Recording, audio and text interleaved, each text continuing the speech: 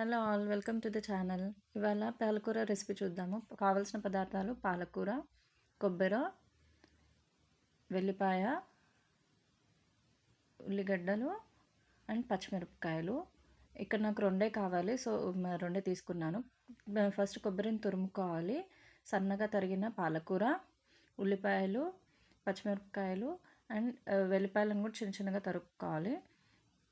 తర్వాత ఆయిల్ తీసుకొని ఆయిల్లో ఆవాలు, జీలకర్ర, కట్ చేసుకున్న ఉల్లిపాయలు, ఎల్లిపాయలు ఇంకా పచ్చిమిరపకాయలు కూడా వేసుకొని మంచిగా దూరగా వేయించుకోవాలన్నమాట.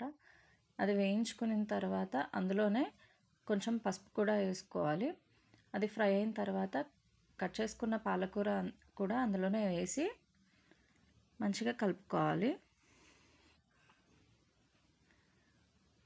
అదంతా దగ్గరికి వచ్చేంత వరకు మూత పెట్టుకొని మరి ఉడికించుకోవాలి మొత్తం పాలకూరని. తర్వాత కొంచెం సాల్ట్ కూడా వేసి ఫ్రై చేసుకోవాలి.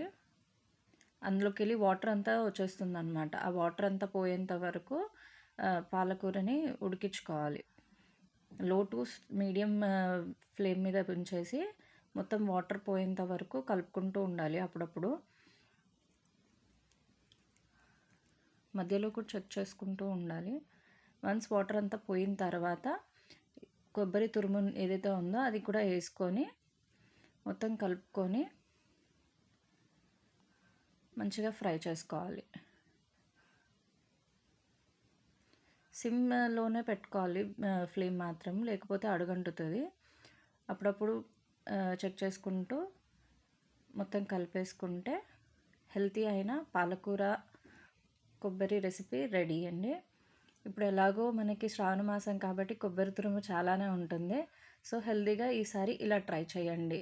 మీకు కూడా నచ్చుతుంది అండ్ హెల్తీగా కూడా ఉంటుంది. సో ప్లీజ్ మీరు కొత్తగా నా ఛానల్ చూస్తున్నట్టయితే like, share and subscribe to my channel. Bye bye.